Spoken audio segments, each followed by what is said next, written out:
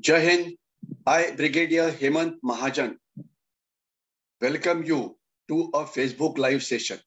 Firstly, let me wish all of you a happy Dashera. Today is Dashera and very important day in our festival. Happy Dashera, everybody. The subject that we are going to talk today is going to be wide-ranging. Kashmir, Taliban, Pakistan, China, Bhutan, Bangladesh, all important happenings that are taking place there, which has an effect on India's national security. We'll talk on all these issues. First, let's talk about Taliban. India has accepted an invitation from Russia in which Russia has invited that India could talk to Taliban directly. Will this help? Yes. Taliban today is a ruler of Afghanistan and we must protect our national interest there. Next week, we are going to meet there. What is the situation today? As on today, no country has recognized Taliban. So therefore, Taliban is now understands that it requires India's help also. China is not helping much. Russia is not helping much. European nations, America has not helped much. So what do we need to talk to them about? We need to tell them that whatever infrastructure development that we have carried out in Afghanistan, that must be protected and that must not be destroyed. Secondly, if it wants India to start new developmental activities in Afghanistan, then it must ensure that no Taliban terrorist helps Pakistan to come inside Kashmir and start terrorism in Kashmir once again. Only when these conditions are accepted should we give out any help to Afghanistan. Today, Afghanistan knows it very well. As far as developmental work is concerned, India's role has been outstanding. However, under the influence of Pakistan, it has not been giving adequate importance to India. Let's hope it gets corrected. Now let us talk about Kashmir straight away. There last 7 days, there has been a lot of violence in Kashmir. 7 minority people, Sikh and Hindus, were killed in the Kashmir Valley. Immediately, operations launched thereafter by the Indian Army resulted in killing of 7 terrorists. So one thing is very clear, any terrorist who comes new in Kashmir, his life is limited to less than 6 months. So good operations carried out there in Kashmir Valley. However, the operations south of Pir Panjal, that is in the area of Poonch, Surankot, Mender, have resulted into lot of casualties to the Indian Army. In the first encounter 3 days back in area of Poonch, Surankot and DKG, Indian Army lost 1 JCO and 4 ORs belonging to Rashtriya Rifles. They were all very brave people. In fact, the JCO had been awarded Sena Medal Gallantry some time back, and even the other soldiers who were there, they were a part of Ghatak platoons. They were all good soldiers. The fact that we lost them there clearly indicates that the terrorists who have come inside are hardcore terrorists, either belonging to the special forces of Pakistani army or Talibanis or some people belonging to ISIS, etc. Of course, they will be neutralized. But again, today morning, another sad news came that 1 more JCO and 1 OR has been martyred in the area of Pir Panjal. We pay our tribute to them. While we celebrate Dasara in the rest of India, the Indian Army is busy shedding blood. I have said it number of times, while we are capable of tackling terrorism from Pakistan, but the cost will be borne by the Indian Army by shedding blood. And we already have lost 7 soldiers in last 1 week. Let us salute them and let us look after their families. Now, after this, the next issue is there's a lot of standoff going on between the Pakistani army and the Pakistani government. Pakistani army wants a particular officer to be nominated as an ISI chief. The government is not ready for it. Also, there's a lot of unrest in the tribal areas of Pakistan, basically the areas of Northwest Frontier Province, also area called FATA, that is federally administered tribal area. Waziristan, etc., Baluchistan is always in news. And the latest news was that because of attacks carried out by the Baluchi Liberation Army, China has decided that Gwadar port, which it was developing in Pakistan, from where the China-Pakistan economic corridor had started, is proving to be uneconomic and completely unviable. So now China today has shifted from Gwadar port into Karachi port. So that is clearly a win for the Baluchistan Liberation Army, and it will impose additional cost on China. The next issue that we come to is China itself. The 13th round of talk between the Corps commanders, 14th Corps Commander, India's Lieutenant General Menon, and his counterpart in China took place. As was expected, excuse me, nothing came out of it. The Chinese were trying to be tough now, and Chinese will try to be tough. We wanted the Chinese to go back in three places, that is in the area of Tefsang Plains, in the area of Hot Spring, and in the area of Bogra. India is very clear that we want Chinese to go back to 5th May 2020 position, which was occupied, and they must go back from all these places. Chinese are not ready. 50 to 60 Chinese troops, 1,000 troops are deployed there. So has Indian Army deployed.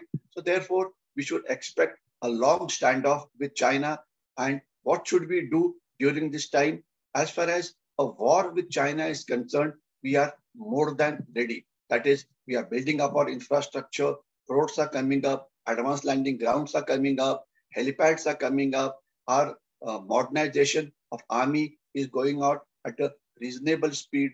But we have this detailed 2 corps. Now we have 17 corps which will carry out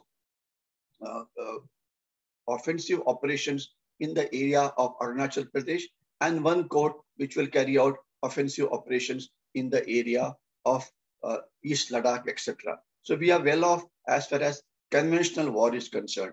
However, China's unrestricted war or multi-domain war or hybrid war, which is going on 365 days a year, that is where we have to match the Chinese. Just to give you one example, China objected to the visit of India's vice president to Arunachal Pradesh. It says, why did he come there? Now, we don't have to ask China's permission when our vice president decides to go to Arunachal, but Chinese will keep on troubling us there. Not only that, another news came that China has now carrying out boundary negotiations with Bhutan, and it has possibly been reported that in 3 stages, the boundary dispute will be settled. Now, what we must understand is traditionally, the Bhutan foreign policy was monitored or helped by India.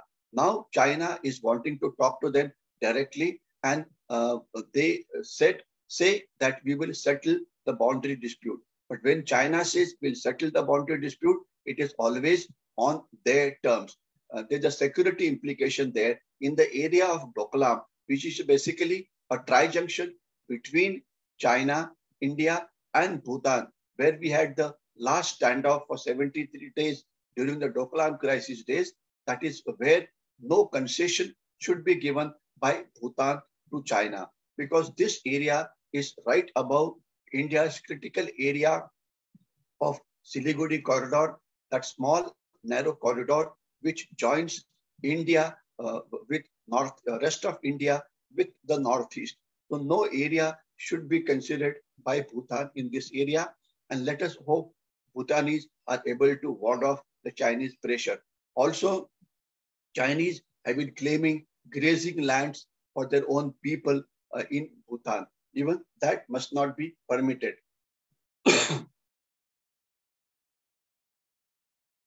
China will keep on putting pressure on Bhutan. We must help Bhutan to stand firm and ensure that Chinese pressure is borne by them, and we don't give them any further concession. And the last point with regard to China was that the Indian Foreign Ministry spokesman has said that we wish that we will keep on engaging with China, and let us hope that the boundary dispute gets resolved. This is, of course, a wish list. China is never going to resolve boundary dispute with you unless you sign on the dotted line and agree with what China is doing. Obviously, we cannot agree to that. So therefore, we have to be ready to fight a multi-domain war or a hybrid war with China for many years to come. I'll just give you one example of multi-domain war. China is carrying out attacks. As far as cyber attacks, number of cyber attacks were reported. China is helping the Maoists or the Naxals. However, there was a one important development as far as Maoists were concerned. That is, one of the senior Maoist leader has died in the Dandakaranya. A person called Mr. Ramakrishna, who was a member of the Politburo. He died because of old age. In fact, most of the leadership of the Maoists or the Naxals in the Dandakaranya jungles has become old and is suffering with diseases, and their fighting capability is definitely reducing. China's attempt to fuel insurgency in the Northeast is not working, because today it is expected that India will sign a peace accord with the Naga insurgent groups in a short while. Let us hope that this comes up. At the same time, India's foreign minister is also visiting the three Central Asian republics like Kazakhstan, Kyrgyzstan. They are important as far as countering Taliban is concerned. So therefore, there's a good news on this front. We have been able to neutralize Chinese efforts. One more area where we have been able to neutralize China is the United Nations human rights. News was that India has been elected unopposed on the United Nations Human Rights Council. Now, this is a body of United Nations which takes care of various human rights violations which take place all over the world, and they get highlighted, etc. Now, unnecessarily, China and Pakistan, with the help of their some more friends, had launched an almost offensive against India. They were trying to highlight some vague human rights violations in Kashmir or in the Northeast. And since UNHRC has been bought by China, everything what China said was happening there. Now, India has strengthened its position in various United Nations body, and this one is particularly important, UNHRC, or United Nations Human Rights Council. Now, this helps India to fight disinformation campaign or psychological campaign which China, Pakistan, and its friends will launch against India at international forum. Secondly, we also can use this forum to highlight human rights violations which are taking place in China and Pakistan. For example, for Pakistan today, a lot of Baluchis in Balochistan have disappeared. A lot of violations take place in the Northwest Frontier Province. A lot of violations take place in Sindh, etc. So these must be highlighted. As far as China is concerned, China is violating human rights of the Tibetans in Tibet, Xinjiang province, Uyghur Muslim, their rights are violated, and in the Mongolian part also their rights are violated. I'll just give you one example for short of time. China has made a policy that education, school and college education in minority areas of China, of Tibet, Xinjiang, and Mongolia will now take place not in the regional language, but it will take place in the Chinese language. The reason is they want to integrate these provinces with China. Now, imagine a Tibetan person cannot start his education in Tibet language, and so on and so forth. This is basically to ensure that they are taken away from their own mother tongue, they are taken away from their own culture, etc. So this kind of a violation must be highlighted, and human rights violations in China and Pakistan must be highlighted in UNHRC regularly. Now, next point that I will raise is that Shri Rajnath Singh, our defense minister, has said that today the girls can now join National Defense Academy, Khadakwasla. Actually, Army wasn't very keen for the girls to come to NDA for many reasons which have been debated in the past. But more important now is now that the NDA has been opened up to the girls. Let us hope that we get suitable girls candidate to come to NDA from the feeders such as Sainik schools, and then they get commissioned into other arms like engineers, signals, etc., where many of them are doing a good job. The girls or the ladies have been doing a good job in the field of medical, engineering, intelligence collection, and so on and so forth. So I'm sure their capabilities will be utilized in these fields. Now, the last point that I would want to come to is India's energy security. There was a good news and there was a slightly news for concern.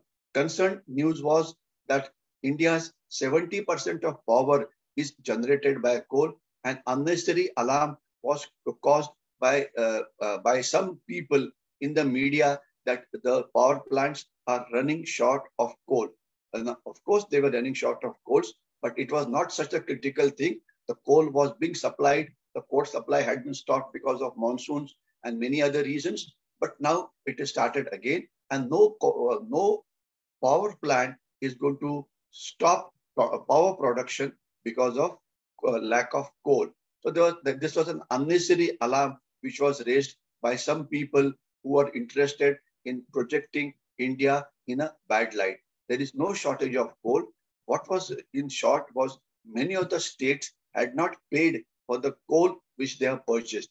How can Coal India function without getting without getting the price for the coal that they have supplied to certain power plants? But let's hope that this situation gets resolved. But more important is that our march towards clean energy has received a lot of boost. Many big Indian corporate world, Reliance, Tata, etc., are going into solar power generations in a very, very big way. We have acquired companies in Europe which have a state-of-art technology, etc. So solar power, we are definitely moving with a fast speed towards solar power, towards manufacturing solar power panels in India, and Indian corporates are leading the way. Let us hope their production starts as fast as possible. And the march towards hydrogen as a fuel for future is also going on at a very fast speed. So even hydrogen will be available for commercial use in a short while. Also important is electrical vehicles sales has taken off. And this is again a good news that electrical vehicles can really revolutionize the transport industry in our country. So good news on the energy front. And I will now close my talk with just 2 minutes comments on two other issues, that is India's economy. India's economy is doing well. International organizations such as the International Monetary Fund, the World Bank, the Moody's, etc., have given a very thumbs up signal to India. Our foreign direct investment is increasing. Foreign portfolio investment by economic bodies of the world into India is increasing. Sensex has reaching an all-time high. The startups are doing quite well. So this is a good news that the World Bank has said that India's economy will be the fastest growing. I repeat, fastest growing in the days to come. This is a good news that it will generate jobs. It will ensure that our unemployment comes down, and it will ensure all the setbacks that we had received because of the Chinese virus is overcome. So good news there on the economic front.